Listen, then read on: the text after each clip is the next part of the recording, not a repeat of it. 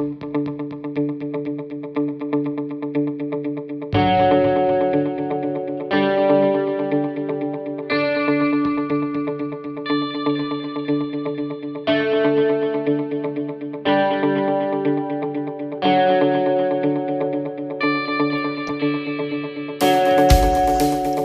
everyone, welcome back to our podcast called The Research Behind Lift the Lid, an opportunity to have a conversation with researchers who have previously received funding from Australian Rotary Health to talk about their research findings. Welcome to episode 5. I'm Jessica Cooper and today I will be talking to Dr Marie Yap from Monash University. Australian Rotary Health awarded Dr Yap with a mental health research grant from 2015 to 2017.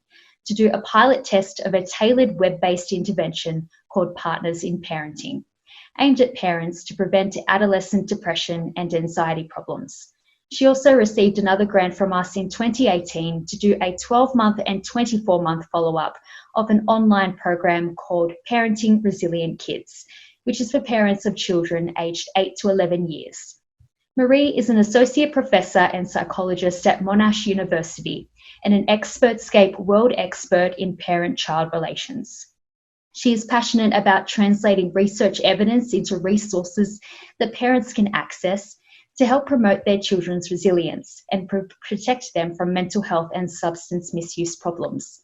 She has developed personalised online programs to empower parents with evidence-based skills and strategies as part of her Parenting Strategies program, with the aim of reducing the risk and impact of mental health conditions in children and young people. So thank you for taking the time to join us on our podcast today, Marie. How's everything going for you at the moment?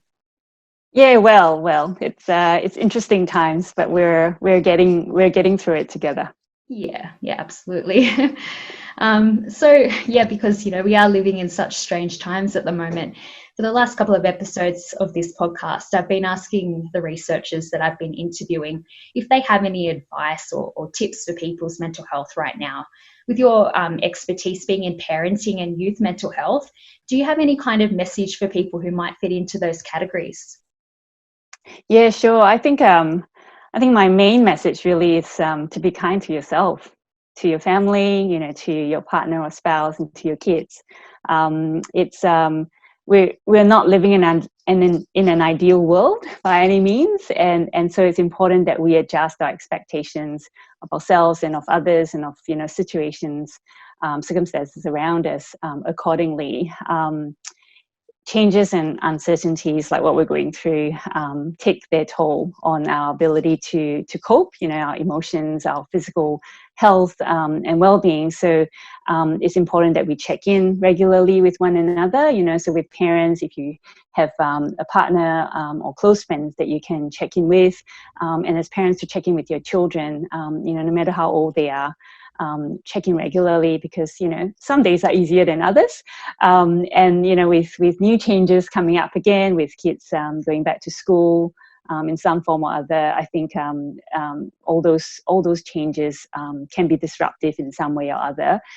So it's important that parents are prepared to support their children going through them, and also to look after themselves, and just kind of using simple day-to-day habits, like having wholesome meals, physical activity, getting some sunshine and fresh air, getting good sleep.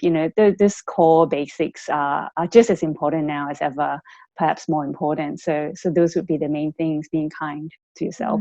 It's very difficult sometimes. You have all these expectations on yourself, and sometimes it's hard to meet them, like especially at a time like this as well. So yeah, that's really good advice. Thank you. Thanks. So your first grant with Australian Rotary Health was awarded in 2015 to evaluate the online Partners in Parenting intervention, and that was to help prevent adolescent depression and anxiety. Would you say that this kind of study was a world first, and what were you aiming to achieve? So I think we would be able to say it's a world first in the sense that the Partners in Parenting program was, as far as we're aware, the first in the world that's an individually tailored online program for parents of teenagers, with a specific focus on reducing teenagers' risk of depression and anxiety. So when we first developed the program, there weren't similar online programs that are personally tailored for parents, and the focus on depression and anxiety was also quite a unique one, because there were existing programs that were kind of CD-ROM based or video based in those earlier days, but more focused on substance use prevention and some externalizing problems in kids, so younger kids rather than teenagers. So there was that unique feature in our program. Yep.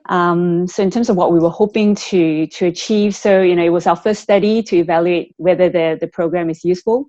So the overarching aim was to see, so we compared our program, Partners in Parenting program, to another, I guess you could call it a program as well. So it was an program where we offered parents online fact sheets with information about, just general teenage development and well-being. But that differed from our Partners in Parenting program in that our program was, personally tailored to each parent, and it drew heavily on lots of research that we had conducted and summarized of many decades of research about what parents can do. So it was kind of, in terms of the evidence base behind the Partners in Parenting program, that was a distinguishing feature. So we were hoping to compare the two, the online fact sheets with our program to see whether our program was more effective in improving parents' skills and confidence in supporting their teenagers' mental health in ways that the evidence shows would be important in reducing their teenagers' risk of depression and anxiety. Yeah. So what exactly did you find from that study? Was there anything particularly interesting about the findings? Yeah. So what we found was, so parents were generally very receptive of both programs, actually, and the results did show that parents' skills seem to improve over time, regardless of which program they receive. So whether it's online fact sheets or our Partners in Parenting program. But when we compared the two groups, the Partners in Parenting program was a winner, so to speak, okay, in terms of how much it benefited parents in building their skills and in their confidence. So as you might imagine, kind of having that personally tailored strategies for parents and having a more interactive online program as opposed to just text-based fact sheets, which was what the other group got. Parents received our program quite a bit better, I would say, overall, compared to the fact sheets. And the improvements that parent made in their parenting also then explained reductions in their teenagers' depressive symptoms when we did the 12-month follow-up with families. So that was quite promising findings that we had there. And so continuing on from that research, has anything come from that? Yeah, it's lots have actually happened. I think kind of in summary, it's been very exciting to look back at when we finished the trial in 2017. So a few of the things that have come up are we have formed a collaboration with colleagues at the University of Warwick in the UK. So we've actually adapted Partners in Parenting for the UK population and are soon to launch a trial of the UK version of the program to see whether it's also beneficial for parents living in the United Kingdom. So that's a huge trial that we're hoping to launch later this year with our colleagues in the UK. And so we're hoping that it will also have similar benefits for them. Building also on what we were able to achieve with this grant from Australian Rotary Health, we've developed another version of the Partners in Parenting program that comes with additional coaching that's delivered via video conferencing.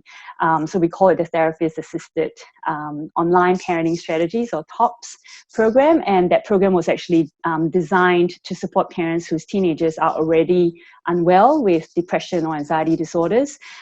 So we believe that parents in those situations would need more support than an online program alone, like Partners in Parenting was able to offer. So we provide parents, while they do the online modules in Partners in Parenting, with a session of coaching from a trained therapist coach who helps them to troubleshoot and apply the recommendations of the Partners in Parenting program to their specific situation, which oftentimes has, quite kind of complex and more challenging circumstances because the child is already quite unwell. So we've also been evaluating TOPS, which is the next, the clinical version, so to speak, of Partners in Parenting. And again, that's been really well received, and, just kind of starting to look at the results from that evaluation as well. And it's all looking quite promising. And then on top of that, we are also actually quite recently, a couple of months ago, launched what we call an implementation trial of Partners in Parenting. So because of the promising findings that we had from the trial that was funded by Australian Rotary Health, we're now wanting to make the program available to parents all across Australia for free. We're currently actually still open for parents to register, jump on and register for the program, to check it out for themselves. And we're partnering with Prevention United, which is a mental health charity in Australia, to make this program available to all parents of teenagers across Australia. So that's a really exciting progress as well. Yeah, that sounds really exciting. It sounds like it's really, expanding and, going overseas and, here for parents in Australia. It sounds like it's going really well. Yeah, that's it. It's just been amazing just thinking about, how that, seemingly seed funding, seem relatively speaking, a small pocket of funding for that one trial can take the program so far, and so we're just blown away by how far reaching the funding that's provided by Australian Rotary Health has taken the program, and so we're really grateful for that as well. Yeah, well, we'll definitely share the link so parents can access that if they want to at the end. So yes, that'd be really good. Also, in 2018, we also awarded you a second ARH grant to do a 12-month and 24-month follow-up of the Parenting of Resilient Kids intervention.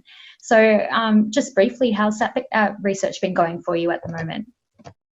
Yeah, so we're wrapping up our 24-month assessments with families at the moment. So we're looking to finish off all 24-month follow-ups within the next month. Really, we're very close to the end. So we finished the 12-month follow-up late last year, and have started to look at the results from there as well. So it's not published, so I'm not going to speak too much detail about that. But it's looking promising, and again, it's just amazing to have the opportunity, because both of my programs, Partners in Parenting and Parenting Resilient Kids, they are prevention programs, and the biggest challenge with prevention research is trying to capture the long-term benefits, because many times that's what prevention tries to do. We try to do it well ahead of things going wrong, and sometimes that in itself is a challenge because we don't have the funding to then follow up with the families to know down the track after they've received a prevention program, how much long-term benefits they could have gained. So having this funding from Australian Rotary Health has enabled us to do that with families doing this program, and looking at 2 years down the track from kind of late primary school age and looking into early mid-adolescence. So that's really in itself really important follow-up to be able to do. Yeah, well, prevention research is so important. I mean, it sounds like it's hard to cure mental illness, but if we can get in there early, then that would be such a good thing. Preventing it from happening in the first place. Yeah, absolutely. Yeah. So we know at the moment it is a difficult time for many people, not only with their mental health, but also financially. But if they are in a position to donate to mental health research, much like yours, would you say now is an especially critical time to keep funding mental health research? Yeah, I mean, a lot of my research is in prevention, so I'll speak especially about that as well. So so colleagues of mine and with Prevention United as well have really been trying to push the message that, you know, we've tried to flatten the curve of the COVID-19, but we really need to be trying to flatten the curve, mental health, mental illness curve, that's in the wake of the COVID-19 as well, because of the impacts, you know, economic, societal impacts that the public health pandemic has brought onto society. We are anticipating, you know, the rippling out effects on people's mental health. So if we're able to get in there early, the way we did with, you know, lockdowns and trying to prevent the spread of the coronavirus, to do the same thing with mental health, you know, to get in early and really encourage people to look after their mental health before things go more wrong, so to speak, and while at the same time obviously ensuring that our mental health system is prepared to cater to the needs of people who do struggle and become mentally unwell.